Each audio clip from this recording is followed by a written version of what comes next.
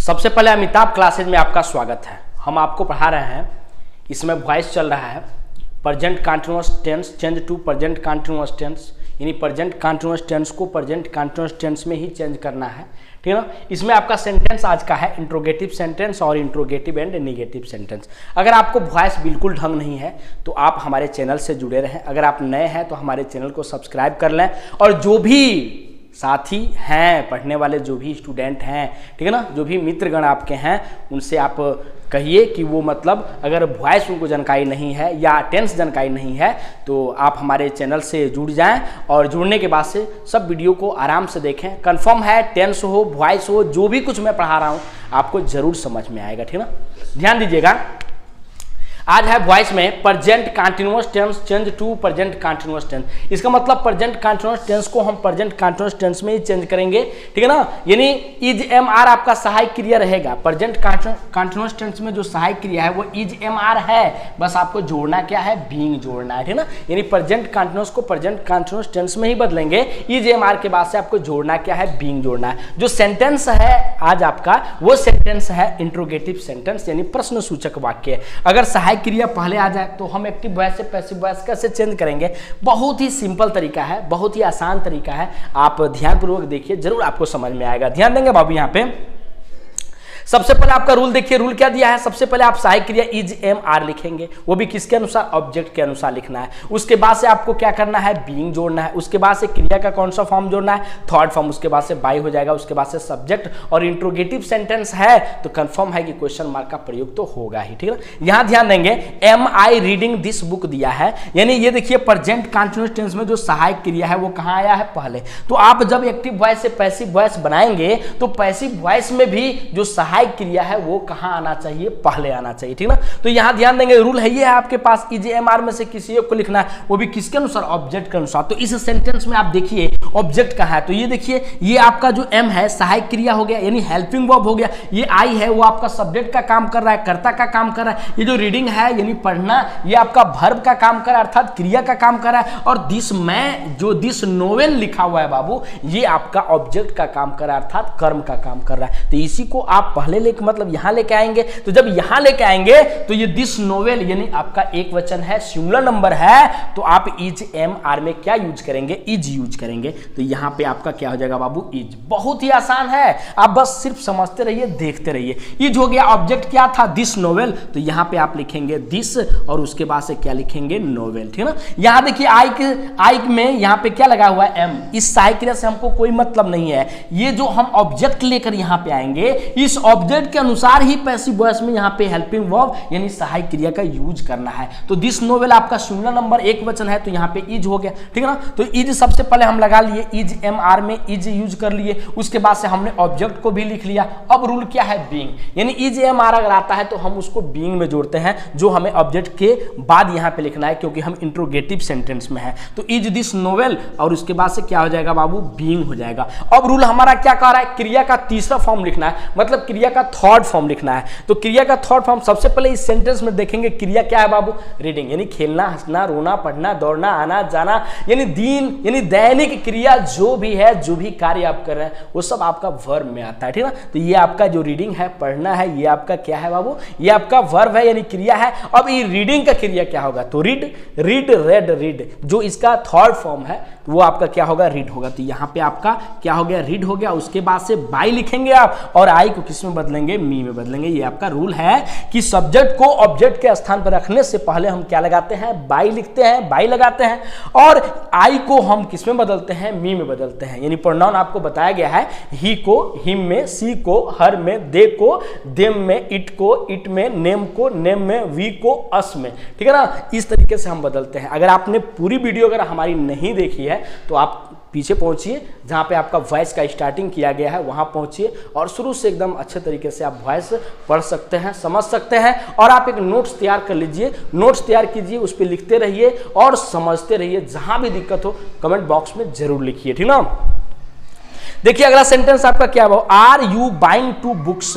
तो सबसे पहले देखिए सहायक क्रिया दिया है एक्टिव वॉइस में, तो पैसिव वॉइस में भी सहायक क्रिया तो होना है। ईजेएमआर को हम ईजेएमआर में ही बदलते हैं, जोड़ते क्या है, बीइंग, ये हमेशा ख्याल रखें, ठीक है। अब देखिए सबसे पहले हम ऑब्जेक्ट ढूंढ लेंगे। ऑब्जेक्ट यहाँ पे क्या है, 2 बुक्स, यानी 2 किताबें। जब 2 किताबें होगा तो ईजेएमआर में बताइए क्या यूज करेंगे, आर यूज करेंगे। क्यों आर यूज करेंगे, क्योंकि जो 2 बुक्स है ये आपका बहुवचन है। तो चलिए सबसे पहले हम क्या लिख लेते हैं बाबू, आर लिख लेते हैं। उसके बाद से ऑब्जेक्ट यहाँ पे क्या था, 2 बुक्स था, तो यहाँ पे आप लिखेंगे क्या, 2, और उसके बाद से क्या लिखेंगे बाबू, बुक्स लिखेंगे।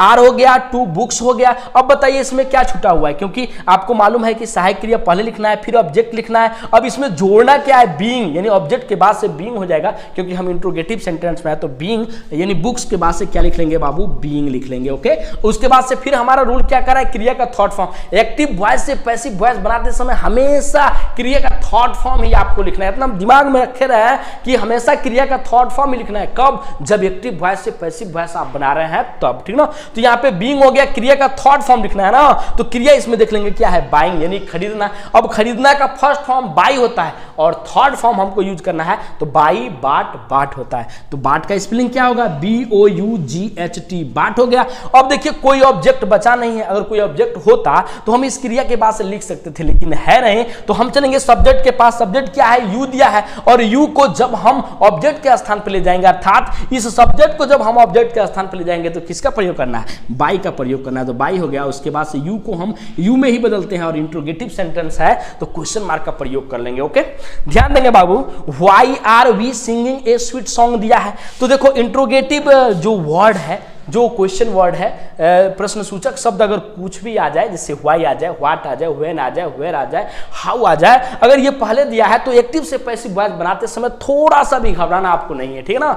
ठीक, तो क्या करेंगे, व्हाई है तो यहाँ पे आप व्हाई नोट कर लीजिए। अब देख लीजिए कौन सा सेंटेंस, मतलब किस टेंस में है, ईजेएमआर दिया है, प्रेजेंट कंटीन्यूअस में है, तो प्रेजेंट कंटीन्यूअस को प्रेजेंट कंटीन्यूअस में बदलेंगे। ईजेएमआर के बाद से आपको बीइंग जोड़ना है, लेकिन इंट्रोगेटिव सेंटेंस में है तो हम ऑब्जेक्ट के बाद से बीइंग जोड़ेंगे। तो व्हाई का व्हाई हो गया। अब इसमें इस सेंटेंस में देखिए ऑब्जेक्ट क्या है, ए स्वीट सॉन्ग, एक मधुर गीत, ये आपका ऑब्जेक्ट है। तो वाई के बाद से ए स्वीट सॉन्ग लिखने से पहले आप वाई के बाद से सहायक के लिखेंगे, ईजेएमआर में से किसी एक को लिखना है। ए स्वीट सॉन्ग, एक मधुर गीत, यानी आपका कितना वचन हुआ, एक वचन, सिंगुलर नंबर में। तो एक वचन जब हुआ है तो क्या लिखेंगे बाबू, इज लिखेंगे। तो यहां पे आपका इज हो गया। उसके बाद लिखेंगे ए, उसके बाद से आप क्या लिखेंगे, स्वीट, और उसके बाद से क्या लिखेंगे, सॉन्ग। ए स्वीट सॉन्ग ये आपका ऑब्जेक्ट था। अब इज में का क्या छूटा हुआ है, बीइंग छूटा हुआ है, जो ऑब्जेक्ट के बाद से आपको तुरंत लिखना है। तो अब आपका क्या हो गया बाबू, बीइंग हो गया। उसके बाद से रूल आपको याद होना चाहिए, क्रिया का कौन सा फॉर्म, थर्ड फॉर्म। देखिए यहाँ पे रूल दिया हुआ है, तो क्रिया इसमें क्या है, सिंगिंग, सिंगिंग का सिंग, सिंग, सेंग, संग, यानी क्रिया का जो थर्ड फॉर्म है बाबू वो क्या हो जाएगा, संग हो जाएगा। और फिर हम क्या लिखेंगे, बाई लिखेंगे। और बाई लिखने से पहले देख लेंगे सब्जेक्ट क्या है, वी है, तो वी को हम जब ऑब्जेक्ट के स्थान पर ले जाएंगे तो किसमें बदलेंगे, अस में बदलेंगे। तो वी को बाई क्या हो जाएगा, अस हो जाएगा। तो बाई यहाँ पे लगा चुके हैं, तो यहाँ पे क्या लिखेंगे बाबू, अस लिखेंगे। उसके बाद से क्वेश्चन मार्क का प्रयोग करेंगे, ओके।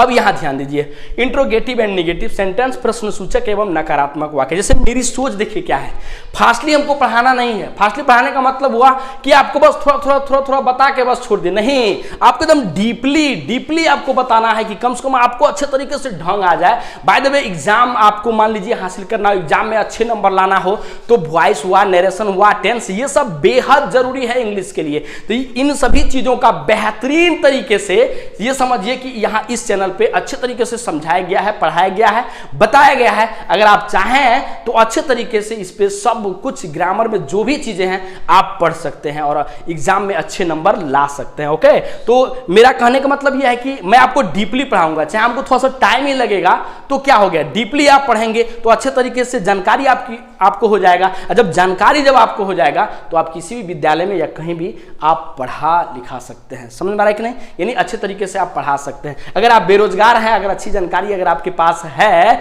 तो कंफर्म है आप अपने गांव में 10-20 बच्चों को इकट्ठा कीजिए, पढ़ाना शुरू कीजिए, धीरे धीरे आपको भी हैबिट हो जाएगा और आप भी पढ़ाना शुरू कर देंगे, ठीक है ना। तो जानकारी सबसे पहले होना चाहिए, वो भी डीपली जानकारी होना चाहिए। ध्यान दीजिएगा बाबू, यहाँ पे क्या दिया, इंट्रोगेटिव एंड नेगेटिव सेंटेंस, यानी प्रश्न सूचक एवं नकारात्मक वाक्य में हम पहुंचे हैं। यहाँ पे देखिए रूल क्या है, बस वही है, प्रेजेंट कंटीन्यूअस टेंस है तो इंट्रोगेटिव है और निगेटिव है तो सहायक क्रिया इज एम आर, जिस टेंस में बदलते हैं उसका सहायक क्रिया इज एम आर हो गया, ठीक है ना। और उसके बाद से आपका क्या हो जाएगा, ऑब्जेक्ट हो जाएगा। और इंट्रोगेटिव निगेटिव है तो ऑब्जेक्ट के, यानी यहां ऑब्जेक्ट के बाद से क्या लिखेंगे, नॉट, और उसके बाद से आपको क्या जोड़ना है, बीइंग। ये तो आपको मालूम है, इज एम आर में आपको बीइंग जोड़ना है। उसके बाद से क्रिया का थर्ड फॉर्म हो जाएगा, क्योंकि हमेशा एक्टिव वॉइस अगर पैसिव वॉइस अगर आप बना रहे हो तो क्रिया का थर्ड फॉर्म तो कभी नहीं आपको भूलना है। उसके बाद से बाई हो गया, उसके बाद से क्या हो गया, सब्जेक्ट। और इंट्रोगेटिव हो चाहे इंट्रोगेटिव एंड निगेटिव सेंटेंस हो, क्वेश्चन मार्क तो आपको जरूर लगाना है। ओके, यहां ध्यान देंगे बाबू। Are you not learning your lesson, ठीक है ना। तो देखिए यहां पे आर दिया है तो आर से आपको कोई मतलब नहीं है, ये टेंस समझिए आप। आर दिया इसका मतलब प्रेजेंट कंटीन्यूअस हुआ, जब प्रेजेंट कंटीन्यूअस हुआ तो हम प्रेजेंट कंटीन्यूअस टेंस में ही बदलेंगे। सहायक क्रिया आपका क्या होगा, इज एम आर में आपको जोड़ना क्या है, बीइंग जोड़ना। ओके, तो बीइंग जोड़ना, तो सबसे पहले इज एम आर लिखने से पहले आपको किससे मिलना होगा, ऑब्जेक्ट से मिलना होगा, क्योंकि इसी ऑब्जेक्ट के अनुसार आप आर का प्रयोग, एम का प्रयोग, इज का प्रयोग करेंगे। अब ऑब्जेक्ट अगर आप ढूंढ नहीं पाए तो आप बेधड़क मतलब पहले ही अगर आप इज एम आर लगा देंगे तो हो सकता है कहीं गलतियां हो जाए। तो सबसे पहले आप ऑब्जेक्ट को देख लीजिए ना, ऑब्जेक्ट आपका है क्या। तो ऑब्जेक्ट क्या है बाबू, योर लेसन। तो योर लेसन आपका कितना वचन हुआ, एक वचन हुआ था, सिंगुलर नंबर हुआ। जब एक वचन हुआ तो बताइए इज एम आर में आप क्या यूज करेंगे, इज यूज करेंगे, ठीक है। तो यहां पे आपका क्या हो गया, इज हो गया। उसके बाद से क्या लिखेंगे, योर लेसन। तो यहां पे आपका बाबू क्या हो जाएगा, योर, और उसके बाद से क्या हो जाएगा, लेसन हो जाएगा, इज योर लेसन, ठीक है ना। उसके बाद से देखिए आपका रूल क्या कर रहा है, ऑब्जेक्ट के बाद से आपको नॉट लिखना है, क्योंकि ये इंट्रोगेटिव और निगेटिव सेंटेंस है। तो यहां पे आप क्या कर लेंगे बाबू, नॉट लिख लेंगे। और नॉट को लिखने के बाद से आपको जोड़ना क्या है, बीइंग जोड़ना है। तो यहां पे आपका क्या हो जाएगा, बीइंग हो जाएगा। उसके बाद से देखिए रूल आपका क्या कर रहा है, क्रिया का थर्ड फॉर्म लिखना है। इस सेंटेंस में क्रिया देखिए ये आपका क्या है बाबू, लर्निंग, यानी सीखना। ये आपका क्या है, क्रिया है, ठीक ना। लर्निंग, सीखना, याद करना, ये आपका क्या है, क्रिया है, ठीक ना। तो जब क्रिया लर्न है तो लर्न का थर्ड फॉर्म क्या होगा, लर्न, लर्नड होता है। तो यहां पे आपका क्या हो जाएगा बाबू, LEARNT, लर्नड हो गया। उसके बाद देखिए कोई ऑब्जेक्ट आपको और दिखाई नहीं दे रहा है। अगर दिखाई देता, डबल ऑब्जेक्ट होता तो यहां पे आप लिख सकते थे, नहीं दिया है तो आप क्या कीजिए, सब्जेक्ट के पास पहुंचिए। सब्जेक्ट क्या है, यू है, और यू को जब आप ऑब्जेक्ट का स्थान पे लेके जाएंगे तो यू को यू में ही बदलना है। और यू में लिखते समय, यानी लिखने से पहले आप किसका प्रयोग करेंगे, बाई का प्रयोग करेंगे। ये तो आपको मालूम है, बाई हो गया। और यू को किस में बदलना है, यू में बदलना है। और क्वेश्चन मार्क तो भूलना ही नहीं है, क्योंकि हम इंट्रोगेटिव और निगेटिव सेंटेंस में है या इंट्रोगेटिव सेंटेंस में है, ध्यान देंगे बाबू। अगला सेंटेंस आपका है, is he not catching this बाल, ठीक है ना, is he not catching this बाल। तो यहां ध्यान देंगे, सबसे पहले यहां पे सहायक क्रिया दिया है तो कंफर्म है, सहायक क्रिया आपको लिखना है। रूल के अनुसार चलते हैं, इज एम आर को पहले लिखना है। वैसे ही इज एम आर हम थोड़ी लगा देंगे, पहले हम ऑब्जेक्ट को देख लेते हैं। ऑब्जेक्ट क्या है, दिस बाल दिया है, दिस बाल यानी यह गेंद यानी सिंगुलर नंबर, एक वचन है तो इज का प्रयोग करेंगे। तो चलो क्या लगा लेते हैं बाबू, इज लगा लेते हैं। और उसके बाद से क्या लिख लेते हैं, दिस, क्योंकि ऑब्जेक्ट अपना क्या है, दिस बाल है, तो इज दिस। उसके बाद से क्या हो जाएगा बाबू, बाल हो जाएगा। इज हो गया, दिस हो गया, बाल हो गया, इज दिस बाल। और उसके बाद से देखो निगेटिव सेंटेंस है तो दिस बाल के बाद से क्या लगा लेंगे बाबू, नॉट लगा लेंगे। और आपको मालूम होगा ना, जब हम प्रेजेंट कंटीन्यूअस टेंस में है तो हमारा क्या छूट रहा है, इज एम आर जब लगा चुके हैं तो सहायक क्रिया क्या छूट रहा है, बीइंग छूट रहा है। तो बॉल के नॉट के बाद से हम क्या जोड़ेंगे बाबू, बीइंग जोड़ लेंगे। और उसके बाद से फिर देखिए क्रिया का थर्ड फॉर्म, कैचिंग। देखिए क्रिया का third form, first form, second form, ठीक ना, जो भी है आपका क्रिया के 5 जो रूप होते हैं, ये आपको याद रखना बेहद जरूरी है। अगर आपको याद है तो ये समझिए कोई भी सेंटेंस हो, एक्टिव वॉइस हो, पैसिव वॉइस हो, नरेशन हो, आप कोई दिक्कत नहीं होगा, आप अच्छे तरीके से समझ भी जाएंगे और सेंटेंस को आप लगा भी सकते हैं अच्छे तरीके से, ठीक ना। अब यहां ध्यान दीजिएगा, इज हो गया, दिस बाल हो गया, नॉट हो गया। अब आप नॉट के बाद से क्या जोड़ दिए, बीइंग। आपका रूल क्या कह रहा है, क्रिया का थर्ड फॉर्म जोड़ना। ये तो आपको मालूम है ना, एक्टिव वॉइस से पैसिव वॉइस अगर आप पढ़ रहे हैं तो क्रिया का थर्ड फॉर्म बेहद जरूरी है। तो यहां पे क्या दिया बाबू, कैचिंग। कैचिंग का क्या होता है, कैच, यानी फर्स्ट फॉर्म कैच होता है और सेकंड थर्ड काट होता है। तो काट का स्पेलिंग क्या हो जाएगा, CAUGHT, काट हो गया। अब देखिए कोई ऑब्जेक्ट है नहीं, अगर होता तो हम लिख देते जरूर। यहां पे एक ही ऑब्जेक्ट दिया था तो उस ऑब्जेक्ट को हमने यहां पे लिख दिया, ठीक ना। तो यहां पे हो गया is this ball not being काट, ठीक ना। उसके बाद देखिए जब हम ही को यानी इस सब्जेक्ट को जब हम ऑब्जेक्ट के स्थान पे ले जाएंगे तो उस ऑब्जेक्ट के स्थान पे ले जाने से पहले किसका प्रयोग करना है, बाई का प्रयोग करना है। तो पहले बाई लिख देते हैं और उसके बाद देखिए ही को किस में बदलना है, हिम में बदलना है। तो यहां पे बाई क्या हो जाएगा बाबू, हिम हो जाएगा और क्वेश्चन मार्क का प्रयोग करेंगे। समझ में आ गया होगा। यानी इज हो गया, दिस हो गया, इज दिस बॉल नॉट और उसके बाद से बीइंग काट बाय हिम हो गया। अब इसके बाद देखेंगे अगला सेंटेंस देखिए क्या है, why are we not playing cricket. तो सबसे पहले अगर इंट्रोगेटिव वर्ड दिया है, ठीक ना, तो इंट्रोगेटिव वर्ड दिया है तो इंट्रोगेटिव वर्ड को सबसे पहले आप नोट कर लीजिए। ओके, इज एम आर में से किसी एक को लिखना है, वो भी किसके अनुसार बाबू, ऑब्जेक्ट के अनुसार लिखना है। अब इस सेंटेंस में सबसे पहले आप ऑब्जेक्ट देख लीजिए क्या है, तब आप सहायक क्रिया का प्रयोग कीजिए, क्योंकि गलत हो जाएगा उस तरीके से ना।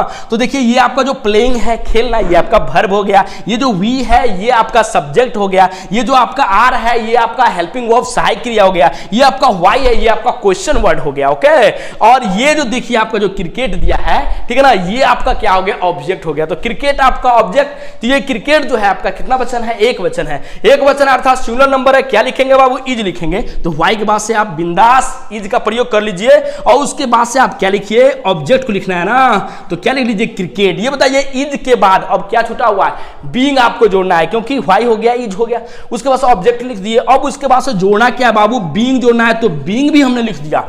अब देखिए अब आपका रूल क्या कर रहा है, वैसे मालूम भी होगा, क्रिया का थर्ड फॉर्म आपको लिखना है। इस सेंटेंस में देखिए क्रिया क्या है, प्ले, प्ले यानी प्ले, प्लेड, प्लेड। तो यहां पे थर्ड फॉर्म आपका PLAYED प्लेड हो जाएगा। फिर आप लिखेंगे बाई और वी को जब हम उधर लेके जाएंगे तो वी को हम किस में बदलते हैं, अस में बदलते हैं। बाई लिख चुके हैं तो बाई अस यानी यहां पे अस हो जाएगा और उसके बाद से हम क्वेश्चन मार्क का प्रयोग करेंगे और यहां भी क्वेश्चन मार्क होना चाहिए। ओके, अगर हमारी वीडियो आपको पसंद आए तो प्लीज रिक्वेस्ट है कि आप हमारे चैनल को सब्सक्राइब करें।